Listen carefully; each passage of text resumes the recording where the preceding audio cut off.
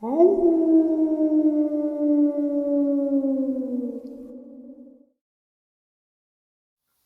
and salutations, everyone. I hope everyone is doing well. Welcome back to tonight's second half. Before we jump into tonight's second half, a couple links. As you know, I rely on Patreon, PayPal, channel membership, and the merch to help the channel to continue to grow and go. Links to Patreon, PayPal, and the membership are in the description below. Merch is displayed directly under the video. Also, Dogman Frightening Encounters, Volume 1 through 3, the audiobook versions. They all were written and researched by Tom Lyons, narrated and produced by me, Jeff Nadolny. Those audiobooks are available on Audible, Amazon, and iTunes, links to which are also in the description as well. And finally, last but definitely not least, if you'd really like to help support this channel to continue to grow and go, simply subscribe. It doesn't cost you a cent. Click that like button. It takes half a second. If you don't want to miss out on any of the informative uploads I put out daily, click that bell icon, and folks, please leave a comment. Why? Well, because all these things, they really do help this channel to continue to grow and go, and they definitely do matter.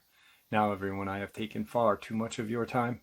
Let's jump in to tonight's second half, shall we? Alright, guys, during this upload, I'm going to talk a little bit about the LBL. We all know, Land Between the Lakes, notorious hotspot. Well, I had stumbled across a photo probably 5 years ago, to be honest with you, and was told that it was a real crime scene photo from the LBL.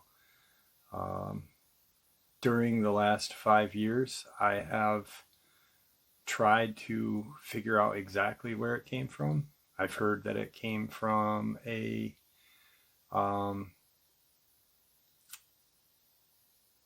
independent movie, not like a big screen movie, but like a movie talking about the LBL. I'm not really sure. It might be real, it might not be. I just wanted to share it with you guys during this upload. So let's get into it.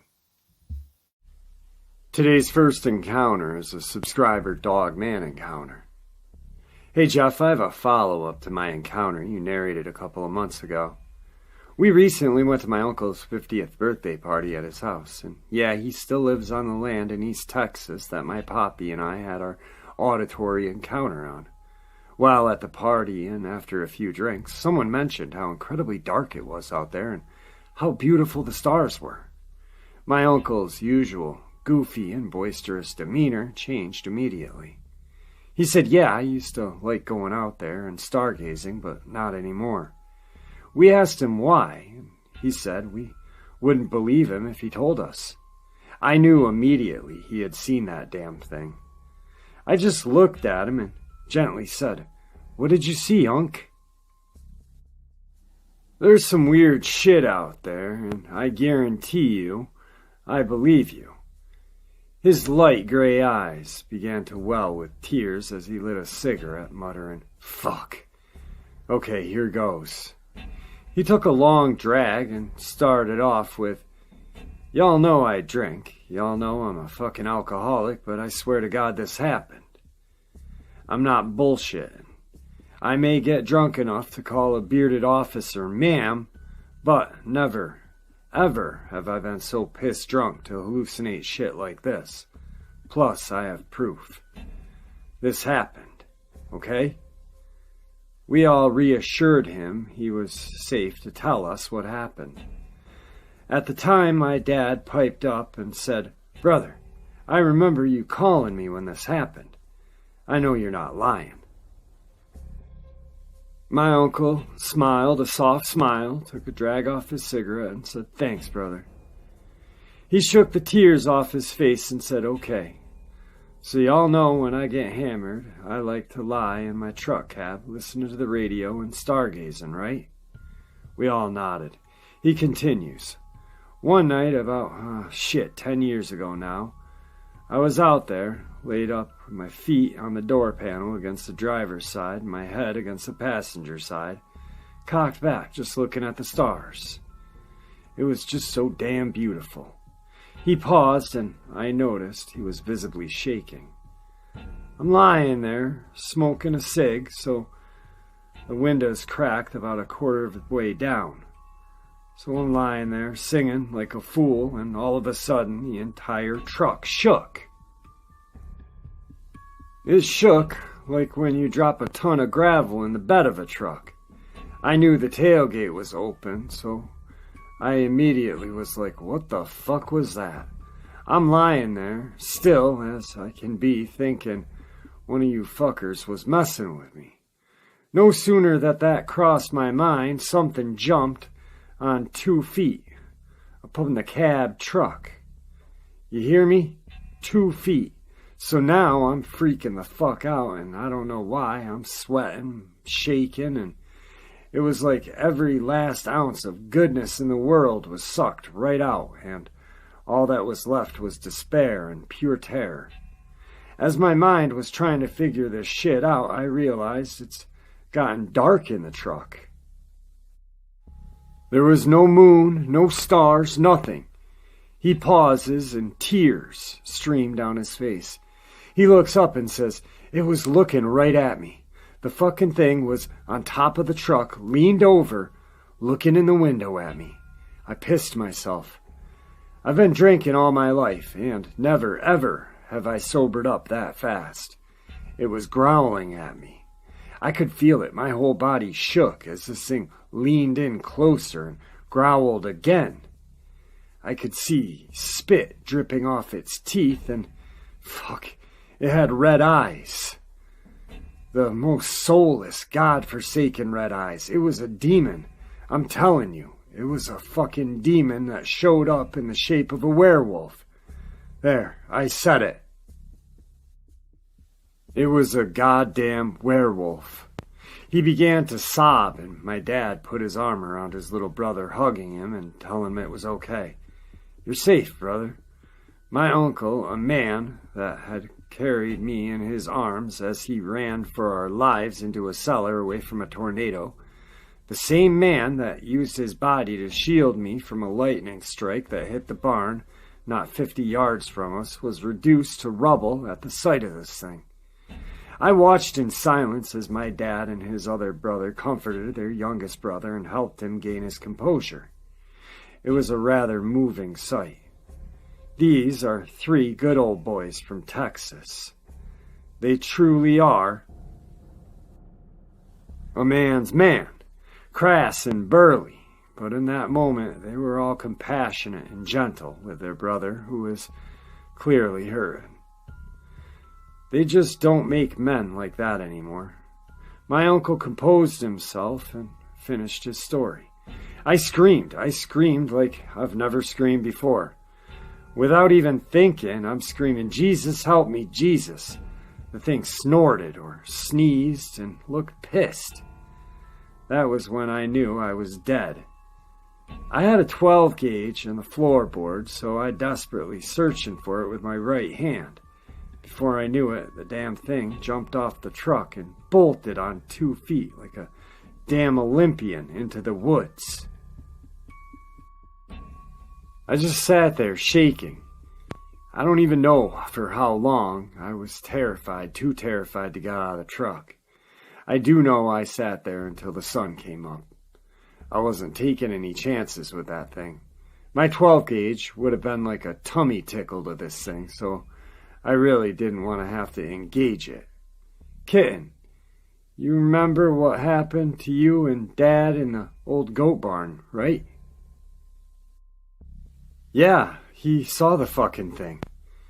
He's seen it many times, which is why he was always walking the fence line at night and would lose his mind if you or your brother was outside at night. That's why he started walking you all to the bus. One of the last things Dad told me before he died was, make sure them things don't get the babies. Points at my brother and myself, and then to my grown cousins. It has taken 22 years for me to have confirmation, but I now know without a doubt my granddad, dad, and uncles weren't messing around in the barn for fun. They were warding this thing off of our property by any means necessary. My poppy died in 2000, leaving us with a gaping hole in our heart and one man down on the surveillance team. Shortly after that, all of us moved off the property except my uncle and his wife. He says to this day he knows when that thing is around because even the wind goes silent. He won't leave his house, no matter what. When that happens, and frankly, I don't blame him. I don't know what these things are, but I agree with my uncle. They are demons in the flesh. This encounter scared my uncle, but it also rooted his faith in Christ again because he knows what the face of pure evil now looks like. Alright guys, I was not going to include the young lady's encounter that she was talking about in the beginning. But while I was reading this, her uncle's encounter, I thought back to hers and how absolutely an amazing encounter it was. Horrifying, but amazing. And it was all auditory. Her grandfather, Poppy, used to call her kitten. And this is her story, so it'll make some sense to the people who haven't heard it. Anyhow, I'll give you the encounter now. It's definitely an auditory encounter, as we never saw the thing. When I was 10, my father and grandfather purchased 56 acres of land out in Texas, between Lake Fork and Lake Tawakoni. The land was purchased from a wheelchair-bound man whose wife took over tending to the farm with help of sharecroppers from Mexico. They lived in a little shack on the back 5 acres of land right next to a pond. We called it a lake house. My parents purchased a mobile home, but it wouldn't be here for a few months. My younger brother and I lived with our grandparents in an old pier and beam farmhouse for the remainder of the summer and into the beginning of the school year, so that we would be able to start school that year. Despite the farmhouse's dilapidated condition, it had a brand new, fully enclosed back porch that housed a washer, dryer, deep freezers, and storage units. There were 2 screen doors on the opposite ends of the porch. One led to the carport and the other out towards the goat yard and crop fields. I've always been an adventurous type of girl, so at 10, this place was my dream. My brother and I had a tree house. In every tree we could manage. We spent all our time when we weren't helping harvest crops, playing in the creek and the ponds on the property. The main road ran in front of our property. About a quarter-mile down, there was a massive hill, with a bridge at the bottom of it going over the creek. Once you came up the other side of that hill, there was a sharp 90-degree curve that led you back out to the main highway. This was a gravel road, I should mention. At first, we liked to walk down the road and play in the creek. But then we started to notice how eerily quiet it was down there. And there was a feeling of being watched, and it was overwhelming. As the summer grew to a close and the sharecroppers moved off the land, the son of the sharecroppers told my brother and I about a young girl who was found slaughtered in the creek just a few weeks before my family purchased the farm. Her murderer was never found. That left us with an even more uneasy feeling. We began to notice how eerily silent and the feeling of being watched was happening down at the lake house, which is the shack on the pond that the sharecroppers used to live in. Actually, the feeling of being watched seemed to happen any time we were without adult supervision. One night, the goats and the chickens were making an awful ruckus. My grandpa had been told by some of the other local farmers that there was a massive cat snagging livestock from their herds. He immediately grabbed his .22 and told me to grab a flashlight. I obeyed, and we were out the door. Once we had cleared both gates that led out into the goat yard, things were silent, except for the sounds of the creaking floorboards of the hayloft above the goat barn. We could hear something huge walking around above our heads as we were approaching the barn. I think my grandfather felt the same feeling of dread that I did the closer we got.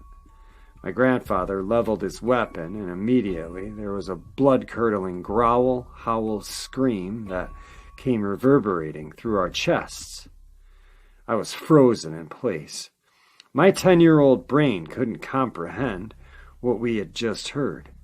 My next memory is of my grandfather screaming at me in a tone of voice I had never heard before nor after this occasion. "Run, Kitten! Run! Run, Kitten!" Kitten was my nickname my grandparents called me. We both ran the 70 yards, jumped over the 2 gates back to the house in what felt like a lifetime. My grandfather would never tell me what he saw, but from that moment until he died 6 years later, he never wanted us to go outside alone at night. Like I said, we never saw the thing, but the feeling and the sound we got from this thing was otherworldly. We lost a few goats that year and began keeping the mama and the babies on the enclosed back porch for the first few weeks of their life in an effort to keep them safe. Tonight's second encounter is a couple of encounters that I found that have something to do with the land between the lakes. Now, we all know what the land between the lakes are synonymous for, but this puts a little spin on things, makes it a little bit different. Anyway, here goes. The first incident was related by one gentleman who told me that when he was in high school, he would hang out at an old ice cream shop that used to be just east of Lake Berkeley Bridge. He told me that he was at the shop one evening after dark when 2 older women pulled into the parking lot and seemed very shaken and scared. Being a small town and wanting to offer help if they needed it, he asked if they were okay. At first they were reluctant to tell him what had happened, but eventually they related the events that had happened on their way back from Murray, Kentucky. They were heading through the land between the lakes and were nearing the overpass that goes over the Trace.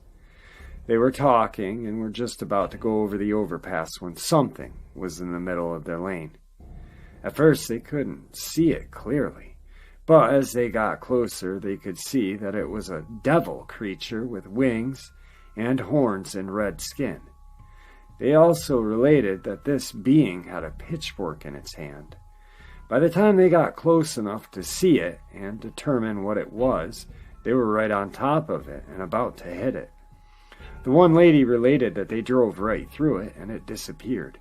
This event had scared these 2 old ladies, and they decided that stopping at an ice cream shop would be safe for them, and would give them a few minutes to calm their nerves. They waited a while and left on their way home.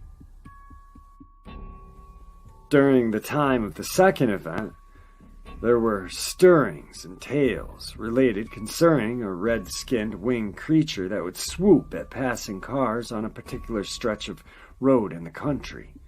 There was a gentleman who was heading home from work one evening and was approaching this stretch of road and had no idea that something scary was about to take place. As he came around the bend in the road and started to ascend a hill, there was a winged creature that swooped down at his vehicle. No doubt the man was scared and probably swerved to avoid the collision with the being as it flew across the hood of his vehicle. After it made its pass, he continued to drive home, where he recounted the story to his family. News of the event spread quickly within the community, and a group of men went back to the location in an attempt to hunt the creature down and kill it. Upon their arrival, there was no sign of the creature. Today's third encounter brings us to Lawrence County, Indiana, October of 1981. This sighting occurred in October of 1981. I had just been discharged from the Marine Corps. I was 21 years old at the time. I've lived in this area of Indiana all my life. I'm an avid hunter and outdoorsman with much experience. I'm a raccoon hunter. Also, I've been hunting at night by myself many times. It was a warm Saturday afternoon in late October. My sister and her boyfriend and his sister and myself went on a picnic at Spring Mill State Park. After the picnic, my sister's boyfriend and her went home. The other girl and myself decided to go out riding around in the country to enjoy the fall leaves. We were heading east of Bedford, Indiana, on a small gravel road near the airport. This road went to a small creek bottom by Leatherwood Creek. There was a thick forest on one side of the road and a cornfield on the other, surrounded by thick briars. We had crossed the bridge over Leatherwood Creek, and I pulled my 4x4 truck off the side of the road. We were heading east. I was looking down, adjusting the radio, when my companion stated someone was watching us. I looked up, and to my disbelief, I saw something standing in the middle of the road about 50 to 60 yards in front of us. This thing was at least 7 feet tall, standing upright. It was covered in long, dark gray and brown hair. I couldn't see its face. I could feel the hair on the back of my neck stand up. My companion was terrified. I slowly removed my M1 carbine from its case and inserted a magazine. The creature continued to watch us closely. I opened the truck door and stepped out onto the road. I began to move slowly towards the creature. As I did, it turned and ran through the briars into the cornfield. I returned to the truck very shaken. I've never seen anything like this. My companion insisted that I take her home, which I did. We never went out again. I've often wondered why I didn't fire my weapon at this creature. I guess it looked somewhat human-like, and it made no threatening behavior. I never reported this incident because I figured no one would believe me anyway. Today's fourth and final encounter. A woman lives on a farm, and there's a 100-acre parcel land that is owned by a neighbor that adjoins their property. She and her husband were maintaining the 100-acre parcel for their neighbor in exchange for the right to ride their horses on that property. One afternoon, she got a call from the neighbor, who sounded a bit frantic on the phone. He's an older gentleman who frequently hunted in the small patch of woods on the back of the 100 acres. He called and asked her if she had recently been riding her horse on the property, and she related that she had been not. He seemed relieved and began to relate the events of the morning. He had gone into the patch of woods on the back of the property and found a place to sit and call the turkeys on the edge of a small clearing that was maybe about 40 to 50 yards wide. He thought it would be a good place to try to lure an old Tom in, because he'd be able to see him coming from across the clearing. He had gotten into position, sat down, and decided to wait a bit before calling. He'd been sitting there for about 15-20 minutes when he heard the sound of something moving through the woods in the direction of the midpoint of the clearing. He related that at first glance it looked like a bear, down on all fours, walking into the clearing. He said it walked up maybe 15 yards into the clearing and stood up like a man. It looked around for a few seconds before it walked across the clearing on 2 legs and into the woods. The man left the woods soon after, and it went out of sight. He felt the need to warn her about his sighting of this creature. He suggested that she not ride in that area for a while. He didn't know what it was, but he was sure it wasn't a bear. He related that it walked like a man as it moved across the clearing, and that shit shook him pretty bad because he didn't know what it was. When asked whether or not she had noticed anything out of the ordinary on their farm, and initially she said no. She then related that she was riding her horse on the back of the property one day, and there was nobody else on the property. She was coming up the hill, and out of nowhere, something large hit her in the back.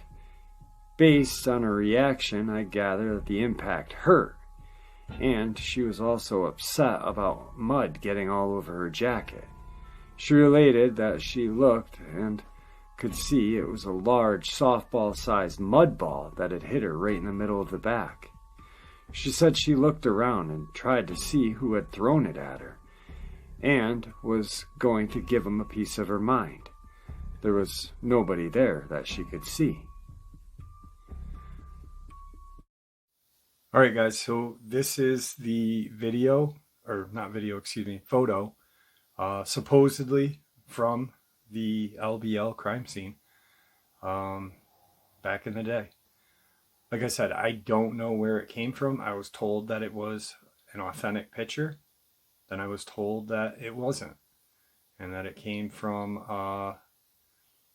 an independent person who had made like a video on their own about it. But I have searched and searched and searched and cannot find this photo anywhere else. So I'm not sure. I'm not sure. Here it is.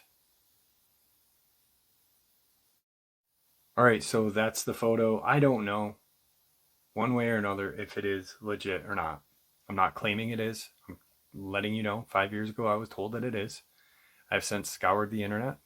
I cannot find anything remotely close to it. If it is, it's a tragic photo of a tragic attack by a dogman. Wow. Anyway, guys, thank you for supporting the channel.